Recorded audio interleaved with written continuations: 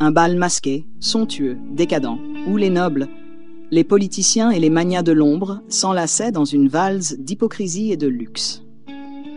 Elle entra, drapée d'une robe noire à traînes, brodée d'argent. Son masque, finement sculpté, dissimulait ses traits, mais ses yeux brillaient d'une flamme rare. Elle s'appelait Alma. Du moins, c'était le nom qu'elle avait choisi pour cette nuit. Lui, grand, élégant, masqué d'or et de soie noire, se tenait près de la verrière. Son vrai nom était Aymeric de Bellois, mais ici, il n'était que l'ombre. L'homme que tout le monde voulait saluer sans jamais savoir qui il était vraiment. Quand leurs regards se croisèrent, le monde ralentit. La musique devint lointaine, les corps autour d'eux flous. Alma sentit un frisson la traverser. Il s'approcha, tendit une main gantée. Elle l'accepta. Ils dansèrent, et dans chaque pas, chaque souffle, chaque silence, naquit une alchimie muette. Ils ne se demandèrent pas qui ils étaient. Ils se racontèrent sans mots, dans un langage d'épaules frôlées, de mains serrées, de sourires tremblants. Mais dans le regard d'Aymeric se tapissait un passé qui étouffait. Et dans le cœur d'Alma vibrait une mission. Elle n'était pas là pour danser, mais pour détruire. Le lendemain du bal, Paris semblait lavé de ses artifices.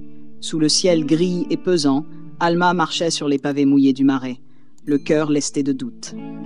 Elle n'avait pas prévu ce trouble, cette chaleur imprévue au creux de l'âme. Elle était venue en espionne, en justicière masquée. Et pourtant, ses pensées revenaient sans cesse à l'homme au masque d'or. Chez elle, les murs de l'appartement sobre semblaient plus étroits que jamais. Elle ôta son manteau, dévoilant les bandages fins qui cachaient l'émetteur glissé sous sa robe la veille. La mission lui revint en mémoire comme un coup de fouet.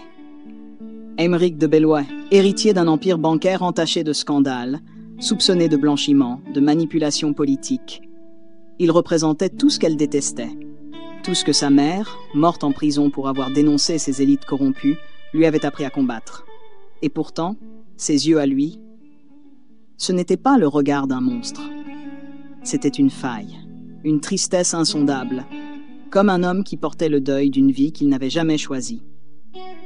Pendant ce temps, Aymeric, dans son bureau aux tentures lourdes, revoyait chaque geste, chaque mot échangé. Il n'était pas homme à se laisser distraire, encore moins à s'éprendre.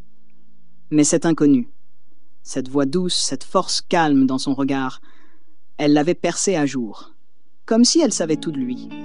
Il ordonna à son assistant de retrouver des images du bal. Il voulait un nom, une trace, une vérité, car lui aussi mentait. Il n'était pas l'héritier docile que les journaux peignaient. Il tramait sa fuite, il préparait son renoncement, mais personne ne le savait. Deux cœurs, deux masques, deux vérités qui s'étaient frôlées dans une nuit de velours. Et désormais, le mensonge s'épaississait. Alma devait trahir pour réussir. Aymeric devait fuir pour exister. Mais le destin, joueur cruel et poète secret, avait décidé de les faire tomber amoureux. Une semaine s'écoula dans une étrange suspension du temps. Alma, d'ordinaire si méthodique, s'égarait dans ses pensées. Elle écoutait les enregistrements, analysait les visages croisés au bal. Mais c'était sa propre voix, douce et troublée, qui la hantait. Elle se revoyait glissant sur le parquet, dans les bras d'un homme qu'elle aurait dû haïr. Aymeric, de son côté, menait une enquête discrète. Il traquait l'image de cet inconnu à travers les échos numériques du bal. Un visage sans nom, une voix sans passé. Il se surprenait à sourire en repensant à leur conversation muette. Lui, qui n'avait jamais cru aux fables du cœur, se sentait désormais écartelé entre deux mondes, celui de ses responsabilités et celui de ses désirs. Puis un matin, l'impensable se produisit. Alma reçut un message crypté, une adresse, une heure, un simple mot, « Viens ». Elle hésita longuement. Était-ce un piège? Était-ce lui? Elle ne pouvait en parler à personne. Alors elle enfila une robe simple, noua ses cheveux et s'y rendit. C'était une galerie déserte, aux murs couverts d'œuvres modernes. Au centre, Aymeric l'attendait, sans masque.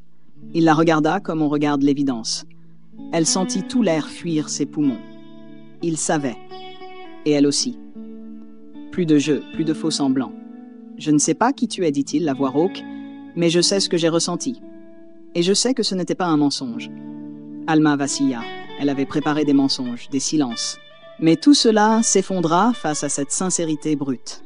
« Et si tu savais, murmura-t-elle, si tu savais ce que je suis venue faire, tu me haïrais. » Non, répondit-il simplement. Je te comprendrai. Elle pleura sans bruit.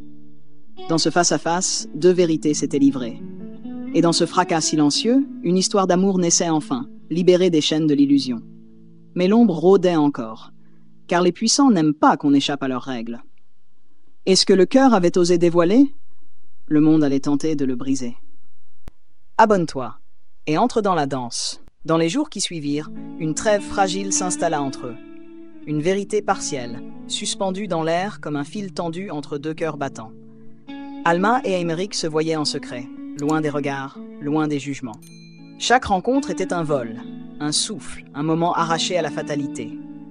Un soir, ils se retrouvèrent dans un appartement caché, au sommet d'un immeuble oublié de Montmartre. Les murs étaient nus, les meubles rares, mais dans cette austérité naissait une paix que ni l'un ni l'autre ne connaissait. Alma s'assit sur le vieux canapé. Aymeric, debout près de la fenêtre, fixait les lumières de Paris. « Je veux tout savoir, dit-elle enfin. » Il se tourna lentement. « Tout ce que tu n'as jamais dit à personne. Ce que tu caches. Ce que tu portes. » Aymeric resta silencieux. Puis il ôta sa veste, déboutonna sa chemise, révélant un torse marqué. Non pas par la violence physique, mais par la tension des muscles, les lignes tendues d'un corps constamment sur le fil. « J'ai grandi dans l'ombre d'un nom, » murmura-t-il. « Mon père était un homme d'affaires redouté, sans scrupules. J'ai vu des vies détruites pour un profit, des familles ruinées pour un caprice. Et moi, j'étais l'héritier, le fils modèle, celui qui apprend à sourire pendant que le monde s'effondre autour. » Il s'approcha d'elle, s'agenouilla à ses pieds. « Je n'ai jamais voulu cette vie, Alma, mais je n'ai jamais su comment m'en libérer. » Elle effleura sa joue. « Tu veux fuir ?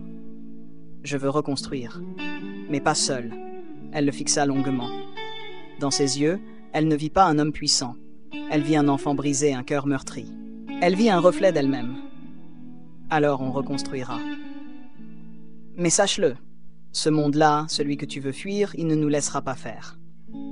Il la serra contre lui. Le silence se fit doux, lourd de promesses et de dangers. Dehors, la pluie reprenait.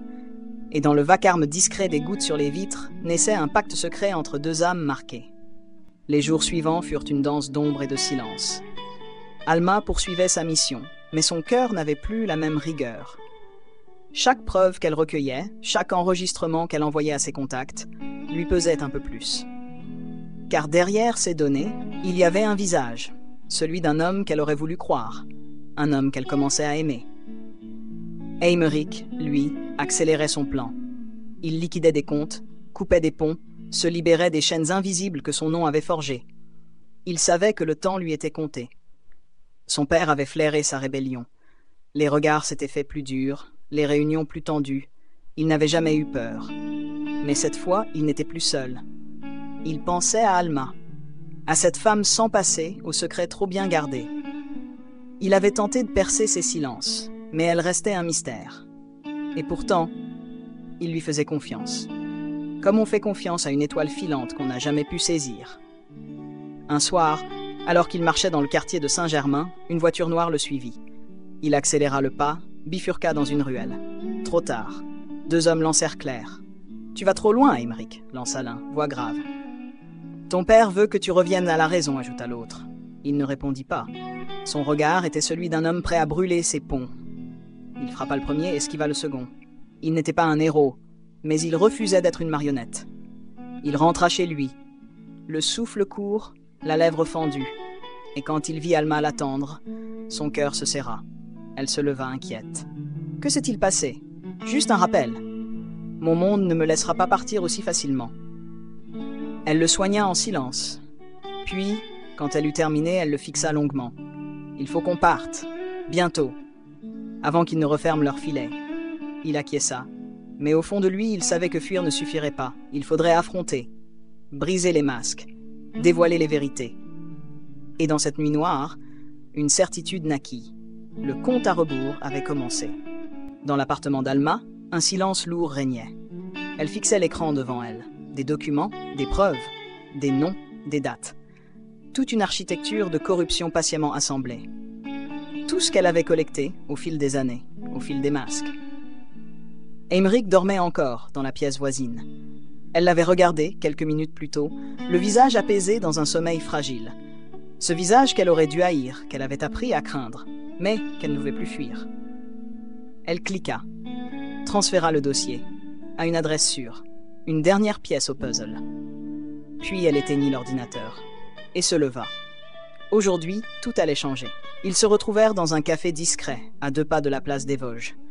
Aymeric avait cette nervosité calme des gens qui ont décidé d'affronter leur sort. J'ai vidé les comptes, transféré tout ce que je pouvais. Il ne me reste que ce que j'ai sur moi, dit-il en posant un petit sac sur la table. Alma ne répondit pas tout de suite. Elle l'observa. Il était prêt. Il avait coupé les liens. J'ai transmis les preuves, murmura-t-elle, à un ancien ami de ma mère, un journaliste intègre. Ils sauront tout, bientôt. Un silence, dense, chargé. Alors, c'est fini, souffla-t-il. Non, dit-elle, ce n'est que le début. Ils se levèrent, marchèrent côte à côte dans les ruelles anciennes, comme 2 fugitifs d'un monde qu'ils venaient de trahir. Ils n'avaient ni plan, ni refuge. Juste ce pacte silencieux, s'aimer envers et contre tout, devenir cendre pour renaître. Mais au coin d'une rue, une voiture noire les attendait. Des hommes en sortirent, calmes, déterminés. Alma sentit le vertige. Aymeric la prit par la main. « Cours, cours, Alma. » « Je les retiens. » Elle le fixa. Les larmes lui brûlaient les yeux. Mais elle courut, comme il le lui avait demandé, comme une promesse hurlée à travers les battements de son cœur. Derrière elle, les cris, les pas, le bruit sourd d'une lutte, puis le silence. Ce soir-là, Paris ignora tout du sacrifice. Mais dans l'obscurité d'un monde qui vacille, une vérité s'était levée. Et quelque part, une femme jurait de ne jamais laisser tomber ce qu'ils avaient commencé. Les jours s'étirèrent, lourds et vides, comme un hiver sans fin. Alma avait fui Paris. Elle vivait désormais dans une petite ville du sud, où personne ne la connaissait, où le ciel avait la couleur de l'oubli. Chaque matin, elle se réveillait avec l'impression de suffoquer. Chaque nuit, elle rêvait d'Aymeric, de son regard, de sa voix, de ce dernier instant où il lui avait dit « Cours ». Elle avait couru. Et depuis, elle n'avait plus cessé de fuir. Elle n'avait pas renoncé. Les preuves qu'elle avait transmises avaient fait leur chemin. Des journaux avaient publié, des noms étaient tombés, des fortunes s'étaient effondrées. Mais pas toutes. Pas celles de la famille de Bellois. Ils avaient riposté. Avec leur réseau, leur pouvoir, leur silence. Aymeric, lui, avait disparu. Aucun procès, aucun article, aucun corps, juste le vide. Elle avait tout imaginé. La prison, l'exil, la mort. Mais elle n'avait jamais cessé d'y croire. Car une flamme restait, ténue, fragile, mais vivante. Un soir, alors qu'elle rangeait de vieux cartons dans le grenier de la maison qu'elle occupait, elle tomba sur un carnet. Ce n'était pas à elle. Elle ne l'avait jamais vu. Sur la couverture, une initiale. A, en lettres dorées. Elle l'ouvrit, et le souffle lui manqua. C'était son écriture. Aymeric, des pensées, des aveux, des fragments de vérité, des poèmes griffonnés, des regrets. Et à la dernière page, une adresse, une date. Proche. Elle relut la page 100 fois, tremblante. Et pour la première fois depuis des mois, elle sentit le feu en elle renaître. Pas celui de la vengeance, mais celui de l'espérance. Ce matin-là, elle prit la route. La mer n'était pas loin. Le vent portait des odeurs de sel et de promesses. Elle marchait vers l'inconnu. Mais avec chaque pas, elle redevenait celle qu'elle était avant la guerre, avant les masques, avant la douleur. Elle marchait vers lui, ou vers ce qu'il avait laissé. Mais surtout, elle marchait vers elle-même. Car les braises n'étaient pas mortes. Elles attendaient. L'adresse la mena à une maison au bord des falaises, là où la mer frappe les rochers avec la fureur des choses qu'on ne peut retenir. La bâtisse était ancienne, grise, battue par les vents, mais debout comme un secret qui refuse de mourir. Alma poussa la grille, les mains moites, le cœur battant. Elle monta les marches, tapa 3 fois. Silence. Puis la porte s'ouvrit, et il était là, Aymeric, le visage marqué, mais vivant. Le souffle lui manqua. Elle crut tomber. Il la rattrapa. « Je savais que tu viendrais, dit-il simplement. » Elle pleura sans bruit. Il la serra contre lui, et le monde redevint un peu plus juste. Ils passèrent des heures à parler, à se taire, à se retrouver. Il lui raconta la fuite, la traque, les faux noms, la solitude. Elle lui parla des articles, de la peur, de la colère. Mais surtout, ils parlèrent d'eux, de cette nuit, de ce bal, de cette vérité nue qui les avait liés. Ils n'étaient plus les mêmes. Ils avaient brûlé. Et de cette cendre naissait une tendresse nouvelle. « Je ne veux plus fuir, dit-il. Alors restons, répondit-elle. Et dans cette maison battue par les vents, ils s'aimèrent, lentement, silencieusement, comme on recolle les morceaux d'un monde brisé. Le calme ne dura pas. Un matin, alors qu'Alma versait du café dans 2 tasses ébréchées, un grondement monta de la route en contrebas. Un bruit de pneus, de portières, de bottes sur le gravier. Elle sut. Aymeric entra dans la cuisine, la mâchoire crispée. Il n'avait pas besoin de regarder, il avait reconnu ce son. La faim. « Va-t'en par l'arrière, dit-il, ils ne savent pas que tu es là. » Mais elle resta. Elle prit sa main. On a fui assez longtemps. Les hommes en noir défoncèrent la porte. Fusils levés, cris. Alma et Aymeric ne bougèrent pas. Ils étaient debout dans la lumière de l'aube unis, invincibles dans leur fragilité. On les sépara, on les interrogea, on les traita de menteurs, de traîtres, de fous. Mais rien ne brisa leur silence, car l'amour, le vrai, n'a pas besoin de justification. Le procès fut médiatisé, les secrets d'Aymeric révélés, les mensonges d'Alma transformés en courage. Le monde regardait, et contre toute attente, le monde comprit. Il fut condamné, oui, mais avec clémence. Elle, blanchie, devint symbole. Et quand enfin il sortit, des mois plus tard, elle était là, dans la foule, parmi les anonymes. Leurs regards se croisèrent, et le monde ralentit, comme au premier soir. Ils s'étaient retrouvés, non pas comme avant, mais comme 2 êtres lavés de leurs mensonges, de leurs masques, de leurs blessures. Aymeric n'était plus l'héritier d'un empire. Il était un homme libre, dépouillé, mais debout. Alma n'était plus l'ombre vengeresse. Elle était une femme debout, forte de ses choix, de ses douleurs. Il n'avait plus rien, sinon un petit appartement, quelques livres, et cette façon étrange de se sourire dans le silence. Les journaux s'étaient lassés. Le monde avait changé de cible. Eux, ils vivaient, tout simplement. Parfois, les souvenirs revenaient, les pas dans le parquet du bal, le velours de la nuit, la peur aussi. Mais ils n'étaient plus seuls. Ils écrivaient. L'un l'histoire de sa chute, l'autre celle de sa rédemption. Et dans ces pages mêlées, ils apprenaient à guérir. Un jour, Aymeric demanda « Si c'était à refaire, tu viendrais quand même à ce bal ?» Elle le regarda longuement, puis sourit. « Je viendrais, même si je savais que tout allait brûler, parce que c'est dans ce feu que je t'ai trouvé. » Et il comprit alors que certaines vérités naissent dans les ruines, que certains amours valent tous les sacrifices, et qu'après la fin, il y a parfois un recommencement. Tu as aimé cette histoire, tu sens que quelque chose se prépare, alors abonne-toi maintenant, car ce n'est que le début.